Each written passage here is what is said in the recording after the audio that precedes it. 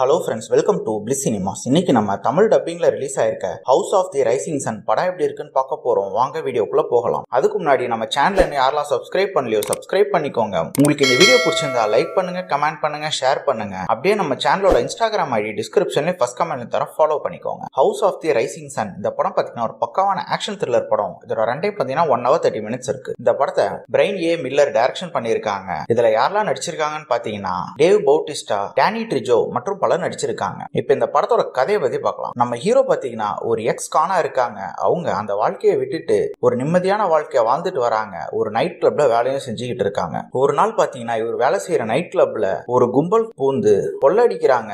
அது மட்டும் இல்லாம அந்த ஓனரோட பையனையும் சுட்டு கொன்னுடுறாங்க. நம்ம ஹீரோ அதை யாரு பண்ணா, எதுக்காக பண்ணாங்க அப்படின்றத கண்டுபிடிக்கிறதுக்காக கள இறங்குறாரு. அதுக்கப்புறம் இந்த படத்துல என்னென்ன சுவாரஸ்யமான சம்பவம் நடக்குது அப்படின்றது தான் இந்த படத்தோட மீதி கதையே.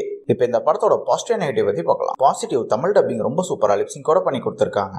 ஸ்டோரி பிளாட் பார்த்தீங்கன்னா இது ஒன்றும் புதுவிதமான ஸ்டோரி பிளாட் இல்லை. இதே மாதிரி நம்ம பல நூறு படங்கள் பார்த்திருக்கோம். ஆனா ஆக்ஷன் த்ரில்லர் படத்துக்கு என்ன ஸ்டோரி பிளாட் வேணுமோ அதை நீட்டாவே எடுத்திருக்காங்க. பெர்ஃபார்மன்ஸ் வைஸ் பார்த்தீங்கன்னா படத்தில் நடிச்சிருக்க எல்லாருமே ஒரு நீட்டான பெர்ஃபார்மன்ஸே கொடுத்திருந்தாலும் நம்ம ஹீரோ ஒரு சூப்பரான பெர்ஃபார்மன்ஸே கொடுத்திருக்காங்க. படத்தோட மிகப்பெரிய பாசிட்டிவ் ஆக்ஷன் சீக்வன்ஸ் தான். அங்கங்க வர ஆக்ஷன் சீக்வன்ஸ் எல்லாமே பார்க்கறதுக்கு ரொம்ப நீட்டா நல்லாவே இருக்கு. சினிமோட்டோகிராஃபிலாம் படத்துக்கு என்ன வேணுமோ ரொம்ப நீட்டாவே பண்ணி கொடுத்திருக்காங்க. சவுண்ட் எஃபெக்ட்ஸ், பிஜிஎம் எல்லாமே நல்லாவே இருக்கு. இந்த படத்தோட நெகட்டிவ் பத்தி பார்த்தீங்கன்னா நம்ம ஆல்ரெடி சொன்ன மாதிரி ஸ்டோரி பிளாட் தான். இதே மாதிரி நம்ம பல படங்கள் பார்த்திருக்கோம். அதே மாதிரி அவங்க அதை ஸ்கிரீன் பிளே வைஸும் பெருசா எழுதல, பயங்கர பிளாட்டா எழுதி வச்சிருக்காங்க. ஹை மூமெண்ட்ஸே இல்ல படத்துல. கேரக்டர் ரைட்டிங்கும் பெருசா எழுதாதனால யாரோடையுமே நம்மளால மிங்கிள் ஆக முடியல. பல சீன்ஸ் பிரெடிக்டபிளா லேகிங்காவும் தான் இருக்கு. அதே மாதிரி பாத்தீங்கன்னா படம் ஃபுல்லாவே பேசிக்கிட்டே இருக்காங்க. அது பாக்கிறதுக்கு ரொம்பவே நமக்கு போர் அடிக்குது. ஆக்ஷன் சீக்வன்ஸ் வர இடத்துல மட்டும் தான் கொஞ்சம் நல்லா இருக்கு படம் பாக்கிறதுக்கு. ஓவராலா பாத்தீங்கன்னா இது ஒரு பிலோ ஆவரேஜான படம் தான். அது மட்டும் இல்லாம அடல்ட் கண்டென்ட் இருக்கு. சோ ஃபேமிலியோட பார்க்காதீங்க. இன்னொரு வீடியோல சந்திக்கலாம்.